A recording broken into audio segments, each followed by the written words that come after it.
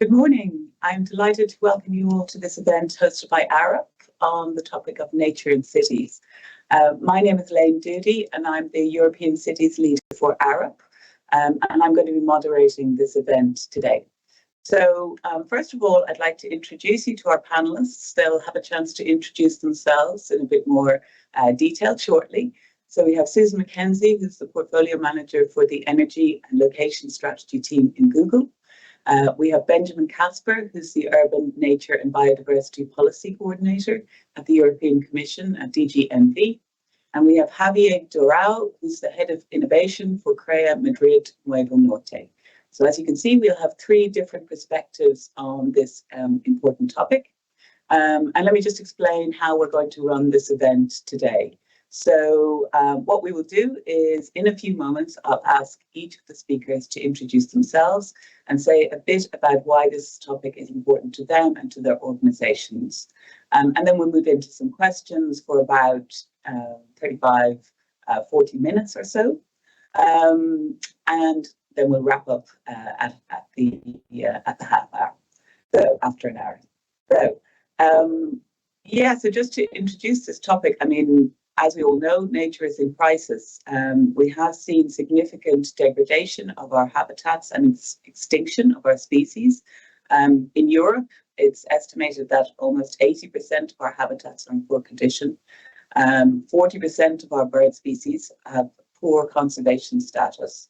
And in response, the European Commission has launched a number of initiatives, the Biodiversity Strategy, of course, but most recently the Nature Restoration Law. And cities host 60 to 70% of growing percentage of our population in Europe.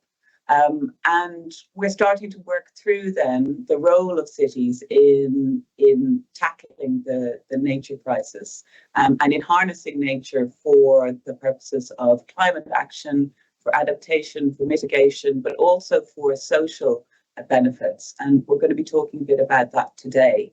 The Commission has already started to look at this in terms of some of the horizon work. So Arup is involved in a project called Regreeneration, which is looking at how cities can operationalize nature-based solutions and how they can measure and monitor impacts from those, because that's extremely important in terms of making a business and an economic and environmental and a social case for some of these initiatives.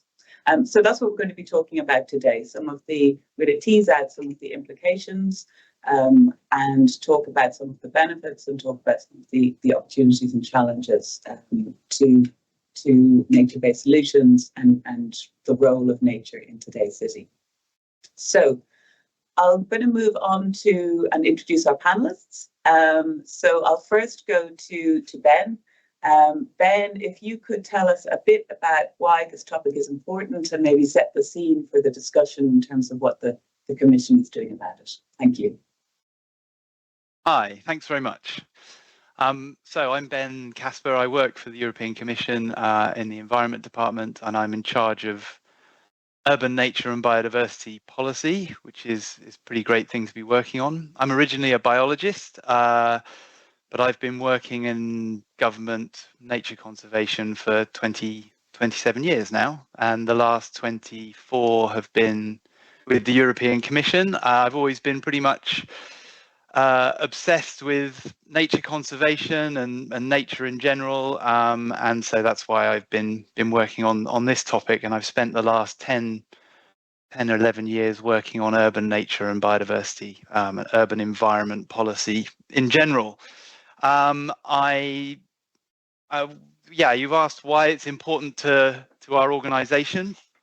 I think it's because our entire lives and society are based on nature and biodiversity and our economies, etc. And I think there's been an increasing awareness in the last 5 years with the Green Deal and this biodiversity strategy that nature and biodiversity are not just things which are nice to have, but they're absolutely essential bedrocks to our economy as well. So when you start having long-term thinking, you realize that this sort of economic arguments and these environmental arguments come together, and also nature and biodiversity which has always been a bit of a complex subject that has confused people, are actually super closely linked to climate change policy as well.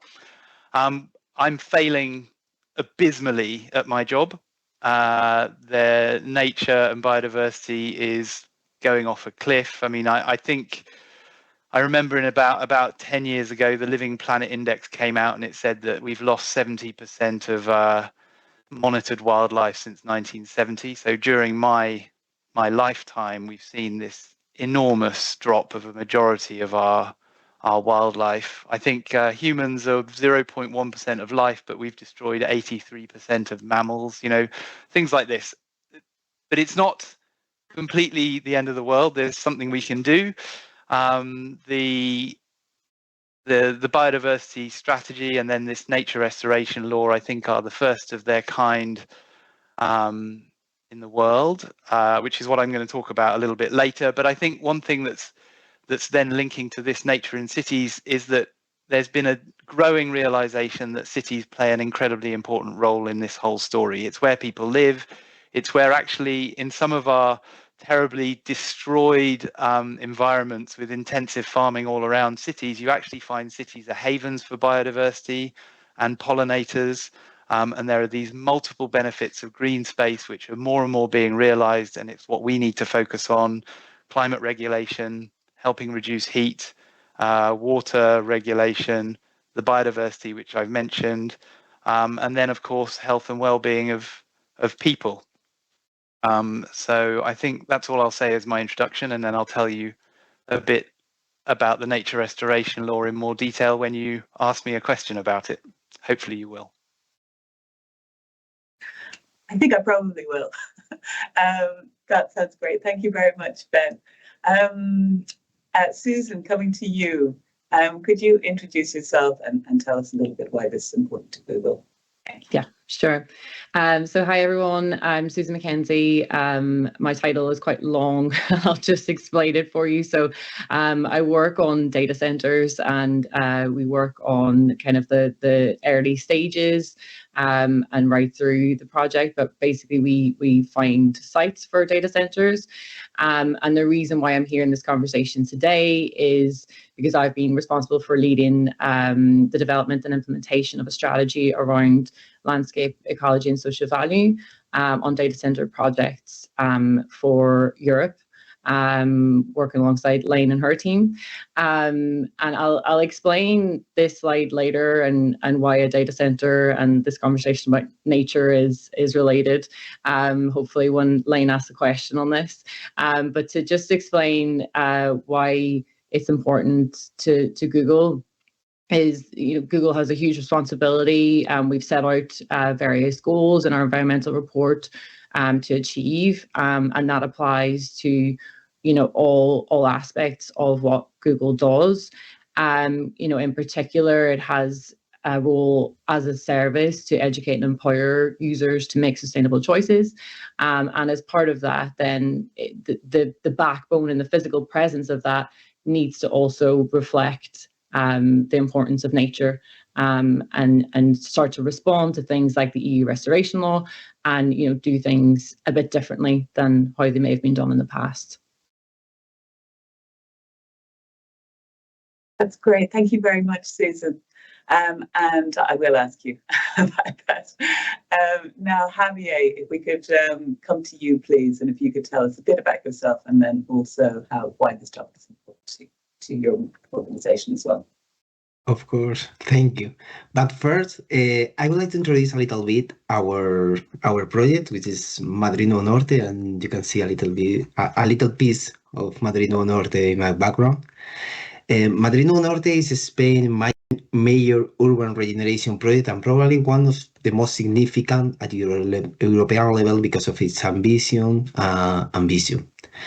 The project, we can see in the slide, the project will fill the void created by the train tracks going to Chamartín station, and we will cover it with a green infrastructure trying to transform and recovering that the great and derelict land, and giving a new life for a disuse and recovering the land for the cities. creating more than 40 hectares of new green areas, building about 3 million of new square meters of new sustainable buildings in the following 25 years. And biodiversity is the main driver. That's the reason we are here. Well, I'm Javier Dorao. I'm head of innovation at Crea Madrid Nuevo Norte, which is the main developer of Madrid Nuevo Norte project, the main private developer. And today, well, my idea is trying to explain a little bit our efforts and all the public-private collaboration we are doing with the city council and the regional government, especially trying to be able to transform Madrid Nuevo Norte in a different way, trying to build a new city with a new concept. For example, something that we developed called the demonstrative area for climate change, when together the public and private we are learning what are different barriers in order to really create a new neighborhood using sustainable terms. Well, hopefully it will be very interesting. Well, here as well, you can see, for example, how we are going to cover all the railroad tracks in order to build this park on the top of it and creating and avoiding this void that has been created. Amazing. Thank you very much. I love that image. I love those above ground, below ground images. They really are very powerful. So I'm going to come back to you, Ben, just on the nature restoration law. So what, if you could give us some of the headlines in terms of what it will mean, and then what do you think the implications will be for cities out of it? Okay, yeah, thanks. Well, I think the first thing to say is it's the first piece of new environmental legislation in 20 years coming from the European Commission. It's applicable in all EU member states, and it's a big thing. I think it's really significant. It's the biodiversity strategy. We said that protection is not enough. We are protecting an increasing number of areas, up to 30% of land and 30% of sea. But we've never had a law to set binding targets to actually restore nature. So we are leading the way globally. Whether it really works or not is going to be seen over the next 10, 15 years, but it's a big thing. And it covers, the nature restoration law covers a whole load of ecosystems, from marine, forests, agricultural ecosystems, rivers, and now there's an urban ecosystem set of targets, which are, I would say, I've been working on this topic for, as I said, 10 to 12 years, and it's always been a soft policy. We're giving advice, we're giving recommendations, but we've never had a real sort of boost to say, look, you actually have to do something now. And the nature restoration law is that, and it sets legally binding targets in all member states for all cities and towns and suburbs across the EU. So it's the first thing I want everyone to remember is this is potentially a really big thing. It's going to change things, because up until now we've had front-runner cities doing things, and we always go to European green capitals and cities which are doing really well. This is going to apply in more than 14,000 cities and towns and suburbs. So that's all 14,000 municipalities are going to have to apply this new regulation. So it should be a real catalyst for change. The key aspects of it is that between now and 2030, there should be no net loss of urban green space or tree canopy cover in those towns and suburbs, towns and cities between now and 2030. Now, and if you're already over a certain amount of green space, 45%, I think, green space and 10% tree cover, you don't have to apply that rule. But you can't go below those levels up until 2030. But after 2030, everybody's in, and you have to have an increasing trend in green space and in tree cover in every single town and city. So I think that's going to be really quite significant catalyst to drive greening urban planning, changing how cities are built. It's, I think, a real boost for developers potentially who have been wanting to build a bit greener, green roofs, tree lining streets, urban wetlands instead as a solution to flood protection, all these sorts of things. And there's loads of things I really want to talk about data and about where you should put your green, which hopefully we'll talk about later. But if you take away one message from this presentation from me, it's that we are going to need more urban ecologists. We are going to need more landscape architects, and we're going to need a lot more trees, actually. Because I think the implication of the nature restoration law when I did my impact assessment was that we've got this 3 billion trees or pledge, but I think this is going to be about more than half of those trees could come just from the nature restoration law target on urban. So yeah.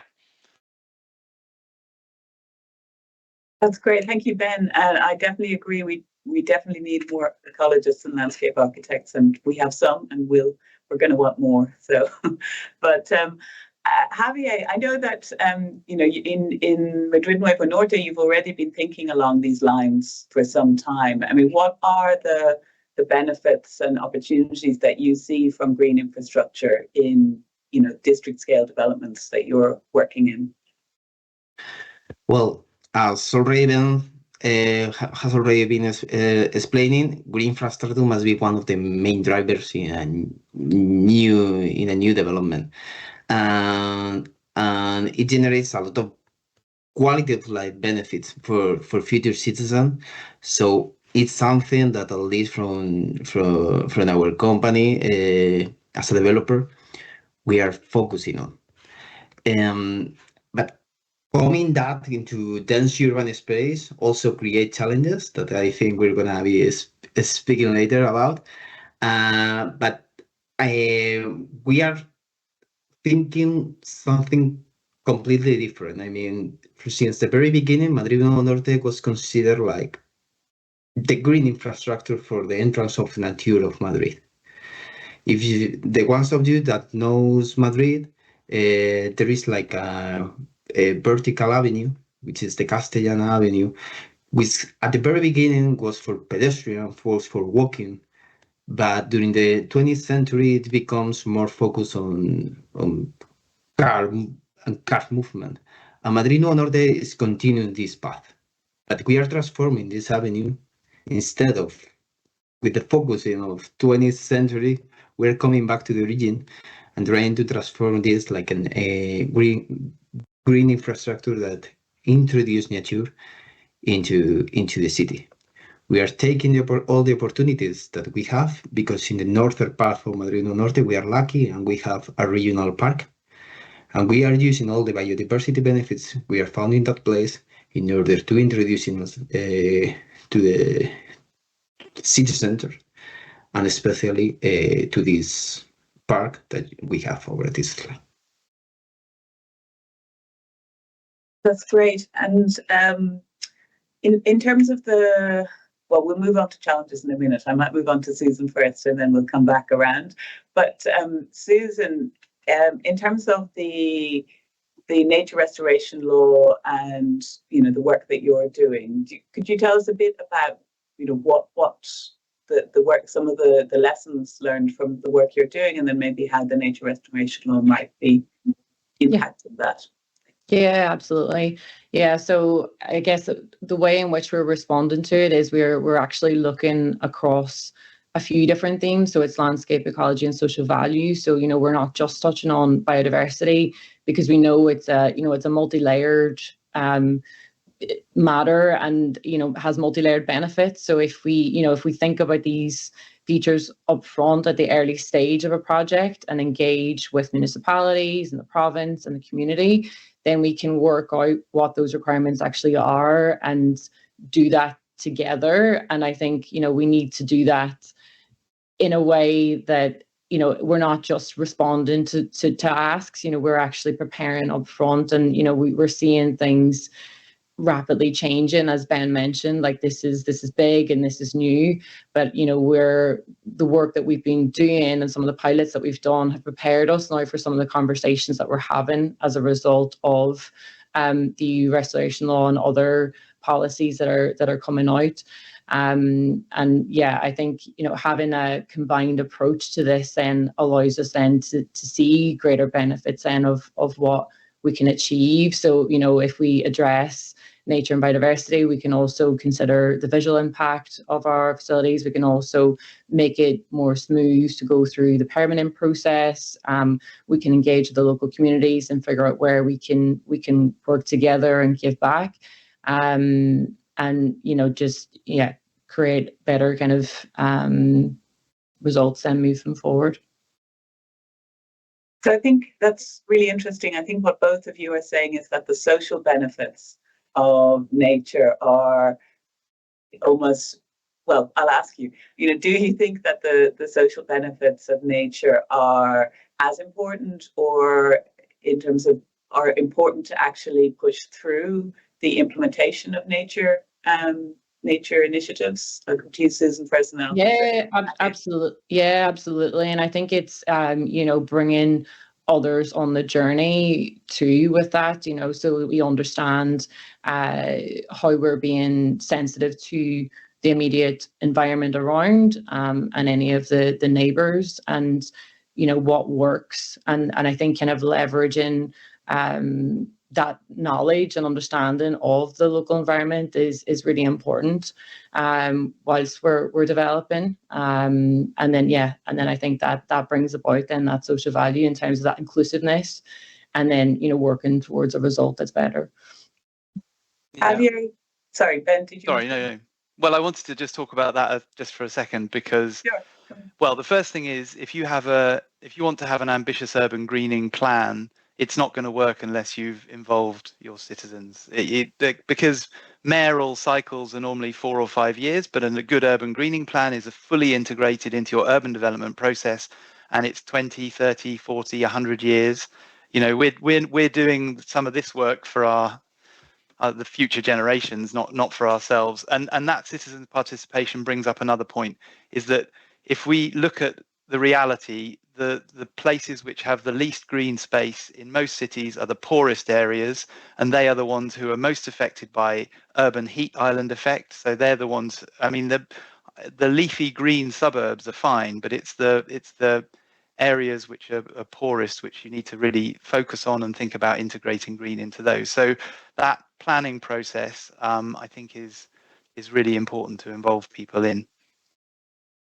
Great. And Javier, did you want to add to that in terms of the social benefits of nature, and how do we kind of capture them, I guess, in the best way? Yeah, I mean, there is no doubt about the social benefits of nature, but speaking over what Ben says, that I think is very interesting, and the necessity of including the citizens, I think there is also a necessity of including the different stakeholders, such as private developers or of other kind of association, because at the end, about 50% of the surface, so in a dense urban area, is maybe lead or built by the public administration, or maybe public space, but the other 50 will be private execution. And biodiversity, nature doesn't care about land properties and doesn't care about different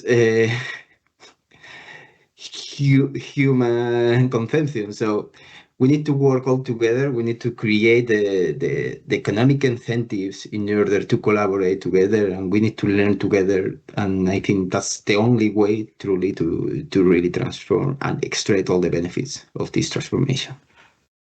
What do you think are the best, what are some good ways of doing that in terms of either formal governance mechanisms or more informal conversations? What are the best ways to do that? Because I think that's often a bit of a struggle, bringing stakeholders together in the right way. Yes, I mean, well, in Madrid, we are working specifically on that, not only in biodiversity terms, but in climate neutrality terms, in what we have called the demonstrative area for climate change. That's something that the last year declared the City Council, and the first area that has been declared such as is the business center in Madrid, Nuevo Norte. And it's a demonstrative area where the city council, the regional government, and us, a private developer, up to now, we hopefully get more people involved, hopefully the European Commission at any time. We try to investigate how are the different barriers, or what are the real incentives we can introduce in order to sort out the different challenges. For example, in a dense urban area, most of Madrid Nuevo Norte public space is built over a structure, is built in dense streets, whenever nature has to live together with different pipes, and you have to get all the formal approvals of different utility companies and these kind of things that usually for maintenance, they don't want some kind of a specific species. And the only way to truly sort it out all these challenges is working all together with the same focus. I mean, everybody wants nature, but not in my backyard. Sometimes, I mean, we're speaking about maintenance team, especially in cities. But it's something that we need to really achieve and really collaborate. I mean, for example, in order to foster private developers to really focus on integrate all the nature in their real estate new projects, well, you have several options: increasing buildability, thinking about tax regulations and these kind of things in order to foster or making quicker the permits. I mean, you have several tools in order to say to the developers, okay, today this is challenges. It will not be in future. Today this is challenges, but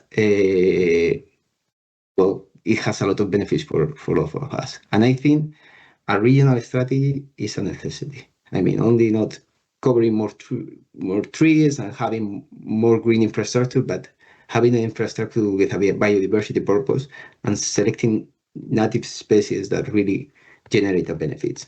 And no matter where, public or private space.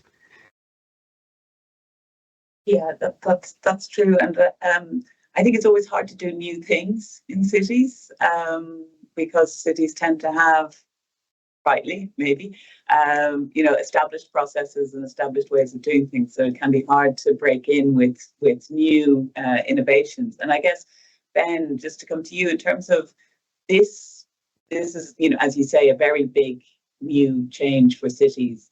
How are you seeing them prepare for this, and what kinds of changes do you think will need to be made to planning processes? Maybe Javier suggested maybe accelerated permitting or other things that are within their control. But what are you seeing, or what are your thoughts?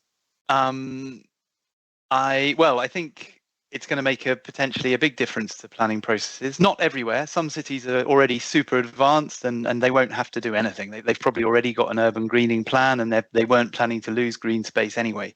But in others, and as I mentioned again, there's 14,000 municipalities who are going to have to implement this. They're going to, for the first time, have to prioritize green rather than it being the last priority.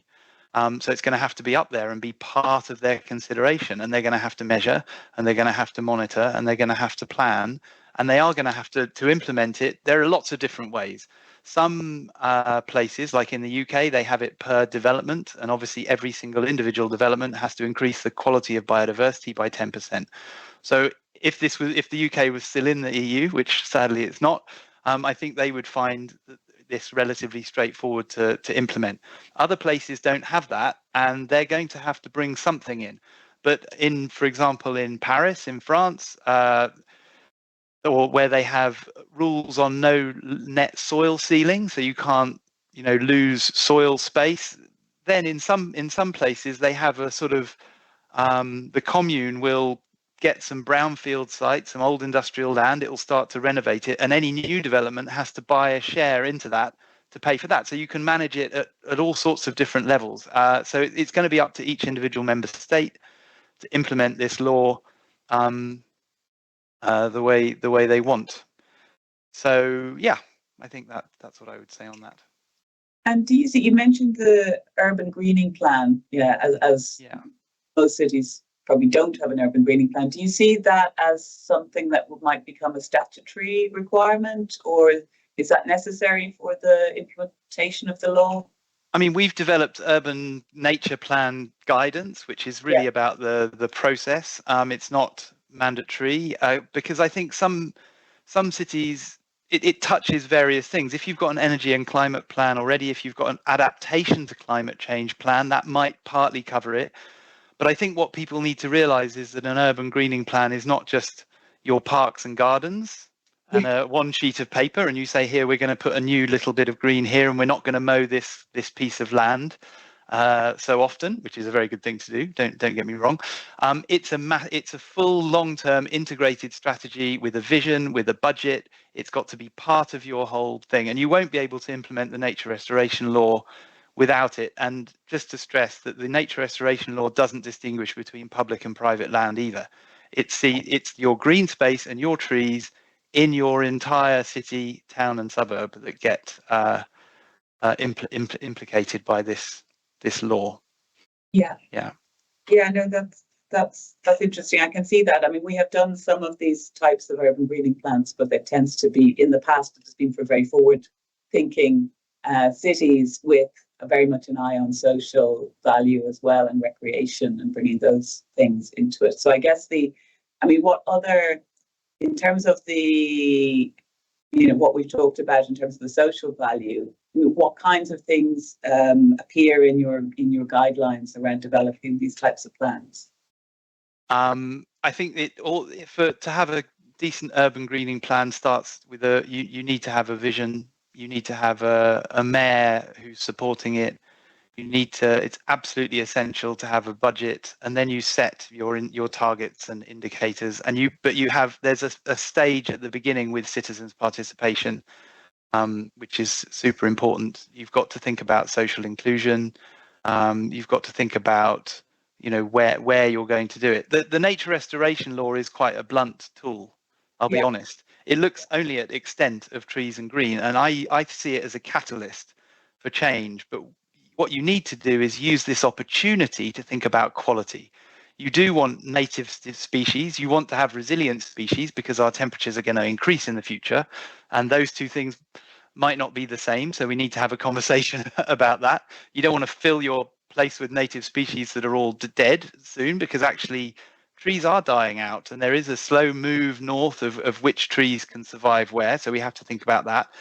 So it's the quality and where you put things. And you could have a really nice forest in one part of your city, and you could have another city with the same amount of trees but spread out, which is actually more effective for wildlife.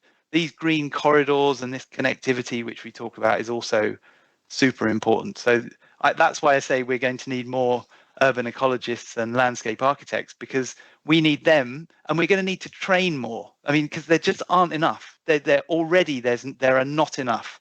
So if you're a new city who's not done anything on this before, and you're suddenly panicking about the nature restoration law, you've got to, I'm telling my daughters to go to university and study ecology, urban ecology. I think that's a great steer for them. They're ignoring me completely, but that's what I'm telling them. That's kids for you. I would like to add something, because I found very, very interesting what you said, man. Because indeed we found the same. Right now we are designing Madrid Norte. We have landscape architects, designers that are very good. But we feel for really accomplish our objective of biodiversity, we were missing something. Recently we have make a research contract with the University Polytechnic of Madrid, trying to really get that ecologist view, that biodiversity view, trying to really understand how the different species and nature in Madrid Norte can really create better habitats, can really create a better environment for pollination, can really be in carbon sinks, or these kind of things that sometimes whenever you have a more traditional design, sometimes you missed.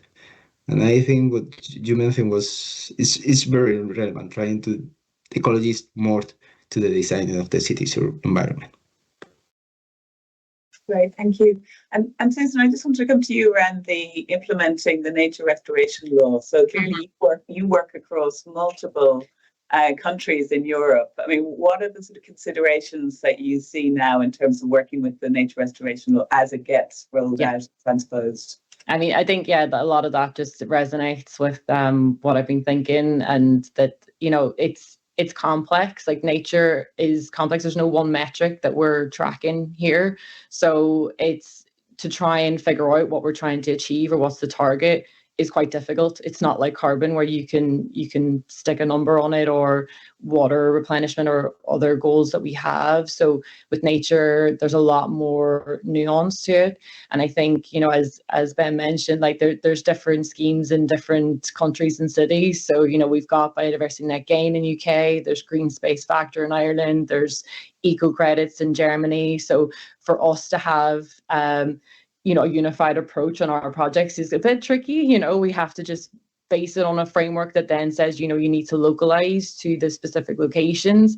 But, if there is then some kind of move towards like, what are the key things that should be tracked and what are the most important things, then I think that would be helpful to many private and public entities.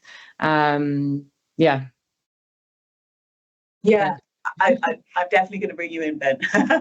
No, I think that's true. I mean, as I mentioned, we're working on a Horizon project at the moment where we're looking at KPIs for measuring and monitoring nature-based solutions in cities called regeneration. And I think the Commission is looking at this in a number of different ways. And Ben, I wanted to come to you and see what are your thoughts around these kinds of measurements, and then also the data requirements then. Yeah, thanks. I think the technology that's out there is getting better, and it's going to be really helpful. And basically, we've got our Copernicus satellite data system, and we do get millions of data points across Europe every year, every few months, and you can now see the nature restoration law is going to be based on 10-meter squared grid squares of green space and tree canopy cover. You can go down with more detail to almost individual trees now. What I want to see now is that sort of data becomes really easily available. I mean, a bit like Google. I mean, we actually use Google Maps and Google Earth in some of our work when we didn't have the right satellite data. So, and Google Street View can even be used as a tool for assessing green space and the change in green space. So there's all sorts of things we can do. But what I want to see is that anyone can go and see their town, their city, where the green space is, where the trees are, what their percentage increase and change over time is. But also we've got heat maps, we've got flood risk maps. We want to be able to overlay those maps. We've got population maps, so we can see and help everyone, cities and other planners, developers. We can develop tools to show and models to show where you can put green and how it will affect the heat, for example. That's things we're developing with Horizon projects as well. So I was looking at Destination Earth yesterday, and they've done it I think in Lisbon and in another city, possibly it's Madrid, I don't know. But then they're actually showing that you can overlay like down to quite small areas. You can see the heat over time, and you can put green space in and see how it changes that heat stress, etc. So yeah, all of these things, there's cool technology that can be used, and we need to harness it and make it available for everybody. Yeah, because I guess making it available more broadly also helps with the engagement, and people can see the point of some of these initiatives at different levels. I mean, Javier, in terms of your work, are you looking at these kinds of digital tools, and how would you see them being useful to you in terms of the stakeholder engagement, but also the sort of positive rolling out of these types of interventions? Yes, well, as I mentioned earlier, we are working now together with the University Polytechnic of Madrid, trying to develop all the different indicators. So we ensure that the nature we are introducing is adequate. But also we are working in different models, either sometimes in the European project or other kind of project. For example, in our research project of Horizon 2020, we have heat island maps. Using satellite data, we were able to achieve only 10 square meters of distance. So when we really change this satellite data with our design, we kind of starting understanding what is the real impact, not only in Madrid Norte, but as well in the surroundings of this green infrastructure and the importance of what we cannot control. Because right now we are controlling the public space. That's what we are designing. And that's why I was saying at the very beginning that it's very relevant that not only at urban planning level, but also every real estate developer must to follow this approach and must to contribute. And hopefully these tools will be available whenever a new building will be designed. Everybody has to put it in a heat map or something like that in order to really understand how his project is going to impact in the surroundings, because that's something very relevant. We are also working making a simulation of the wines, especially in the central part. So trying to place all the different, especially the tallest one, how to place or where to locate the different trees in order to foster, especially increase in the climate in the surrounding, especially during the summertime. So just we are introducing as much as possible. We are also using different models for the rainwater management, introducing the bywalls and the different sustainable urban drainage that you can use. It is true that you cannot use that as the standard sewerage system you need to officially use. Whenever you are designing public a new neighborhood, but since it's going to but it is something very relevant to introduce it in order to enhance this all the situation, and for that the data models are completely necessary. Yeah, I mean, it's encouraging and interesting to hear that you're working with academia as well around this and I think that's something probably we're all doing in different ways. I mean, Susan, in terms of the data, we already talked about the role that Google is playing in terms of Street View and other things. Is those kind of measures and metrics, though, are they important to you at this stage in your sort of piloting of these initiatives, or is that something that's going to happen? It is, and I think it'll have growing importance in terms of that monitoring of whatever is implemented, and also using different techniques to do things much more quickly. Identifying species and flora and fauna, and collecting that information. I think that's only just going to improve over time. But I think also it's important to look at the historic information as well, which isn't necessarily new digital techniques. It's understanding, what the past uses were, and kind of trying to reflect on that as well, which is something that we've seen that is becoming more of an ask in some of the locations that we've been considering.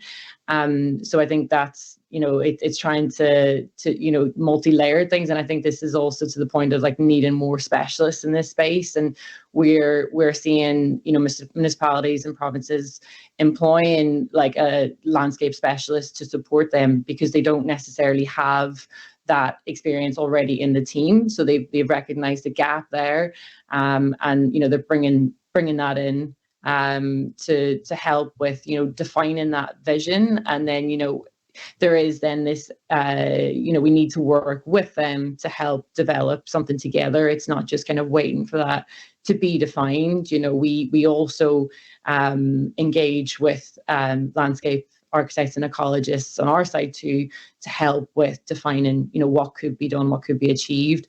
But then it's back to the municipality and the province then to help with the definition for the wider area. That thing of like what is the vision, what is the, where will the trees go, where will we have certain corridors, and we can contribute to that, but we can't really define that for a wider area. And so it's like I think that's where then we see opportunities to work together. Yeah, that's great. And indeed, we've been helping you with some of that. But I think then maybe these sort of urban greening plans would actually be helpful. Or would they be helpful in terms of, bringing the private sector in, that the cities have a vision, and then you can see where you might fit into that? Absolutely. And I think that's coming up more and more, that, I don't think it would have been necessarily a key resource for us to jump on and look at on projects in past years, but now it's that it's a check that we do, and a conversation that we have to make sure that we are then in alignment with those plans, and then where they don't exist, I think we need to then fall back on other examples where it has been done well, and help to kind of support new locations. Mm-hmm. Yeah, and Javier, the same for you. Do you think, in terms of, we've discussed the importance of bringing the private sector landowners, real estate developers, and the likes of Google into these conversations? Would urban greening plans help? I mean, what are the other incentives that real estate developers in particular need to take this on? Well, obviously, nature planning helps. That also helps. Here in Madrid, what we have is what it was called the green factor, which is basically a measurement that any new developer of real estate has to use according to the surface of your plot. You have to introduce different green infrastructure. This infrastructure can be in the natural soil, in facade, in roof, green roofs areas. You have to introduce it anyway. But I think I think the European Restoration Law is the milestone that cities needs in order to gather this kind of intervention. But I think they need to take into consideration a wider scope. I mean, not on trying to understand really the different areas in the city, which is more important, whenever it is more relevant, whenever there are these specific green corridors, no matter this green corridor in the public or the private sector, and trying to create a specific rules in order to force and foster for new developers to take that into consideration, and not being the developer, which is we are doing it, but this is very complex, and we are able to do it because of the huge of our project. But speaking with colleagues, it is complex to really have to deal with so many complexity of the different regulation and interests, if you don't have the means of the scale of a project like us. Yeah, I think that's something that is a challenge for developers and city authorities, where all these policies are coming together in one place, and you're seeing the kind of unintended consequences of some of these policies maybe conflicting with each other. Do you have any specific examples? And then Ben, I might come to you to say something about how those things might be addressed. Well, in biodiversity, I mean, in other terms of climate change, we have several examples. But in biodiversity, there are more like small barriers that generate with difficulties during the processes. For example, Madrid Norte, as I mentioned before, is full of structure, is full of main utilities. For example, 80% of all the water supply of Madrid comes into our project. So that is having in the streets very big pipes that usually are not, well, sometimes the person in charge of the maintenance, they won't want nature close to those. But we need to introduce it because they are in our ecological corridor. So it's been very hard, but it's happening. But it is very. We are putting a lot of efforts trying to convince and selecting every species that what are compatible in water space, what are really usable, and not forgetting all the biodiversity benefits we want to bring to the to our neighborhood and to the city. So my issue here is always the same. I mean, you have the objective coming from the European Commission and the national levels, but most of the things you do in a city is not always competences always of cities or ministries or regional body. There are a lot of stakeholders that has to have this objective clear in the regulation and in different codes in order to be easy to implement. I mean, I don't say if you work very hard, it is possible because everything is possible, but you need to put a lot of effort, and your company has to be very well aligned in order to truly achieve a significant change. Yeah, I guess the Commission is sort of trying to tackle some of these kind of questions in different ways around Horizon projects and the new European Bathhouse and other things. I mean, Ben, is this something that you're responsible for the biodiversity and nature restoration law? Is this something that you recognise, or is something that the Commission is looking at in terms of how these things come together? Yeah, I mean, I work a lot with our people in the research department as well, and I work on nature-based solutions, sort of policy as a whole.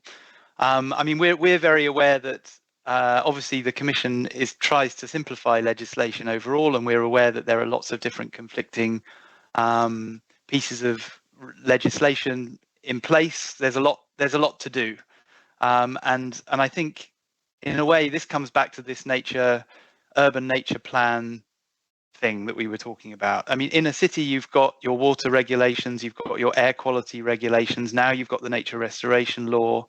They're also obviously worried about housing and schools and hospitals and transport. These are all, and they've always been the big priority areas. And now we've brought in another thing. We're saying, well, you have to worry about trees and green space as well as your air quality.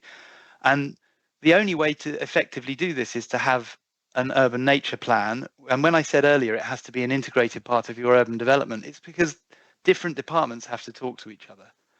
So these different departments have to work together, and that's the effective part, and other stakeholders and citizens. But that's the only way that an urban nature plan is going to work. And then the other departments need to realize that the green planning, the green space thinking is now something that they have to think about. And that's for the housing department as well. I think this is going to be the real key thing. When I was developing the urban targets for the nature restoration law, I met with a whole load of housing associations and developers, European housing associations, and I went on my own, and I was quite terrified. I thought they were going to eat me alive, and it was completely the opposite. They were super excited about it. They said, we've been ready to build greener developments for a long time. We know how to integrate green infrastructure into roofs and buildings and walls, and we can. They said that they could build a new housing development anywhere between 30 and 70% green, but no one ever asked them to build it at 70%. So they did it 30% because it's a little bit cheaper. And this comes to then the question of money. That's the last thing I want to say. We did calculations on how much money it costs to build greener and to restore nature versus how much money it saves. And we always got that it's about your benefits monetarized are about 8 times the costs. So if you plant one tree, it cools down an area in the same way as like 10 air conditioning units working full time. But the problem is it's the people who have to pay the money, the initial outlay, are not the ones who get the benefits. How do you monetize health and well-being benefits. How do you monetize? Well, you can sort of monetize the water benefits and the water runoff and the heat reduction, but the people who benefit are not the people who have to pay. So you need to have a more intelligent long-term accounting system available in your city to so that you can actually justify slightly higher upfront costs of integrating green into new developments. And final thing, the Commission has now saying from 2026 onwards, 10% of the entire EU budget should go towards biodiversity, which is quite a lot of money potentially to help kickstart this revolution. I'm hoping it is. That's brilliant. Thank you very much, Ben. And you've just kind of opened up a whole new set of topics around urban finance and how we finance some of this, which I think we'll have to come back to in a maybe a future webinar. But I mean, I think what's come out really clearly in the last hour is the need for private and public sector to come together.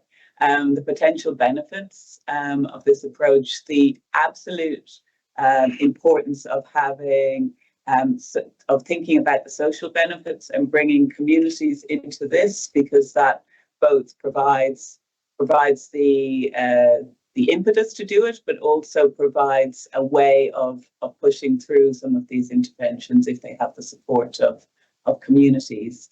And again, we always come back to this when we talk about cities. The idea of the city as a system, and the idea that something you do over here impacts all these people over here who don't have budgetary responsible over here. So again, the need for better mechanisms to pay for things, and better mechanisms to bring different stakeholders together to talk through the challenges and the opportunities.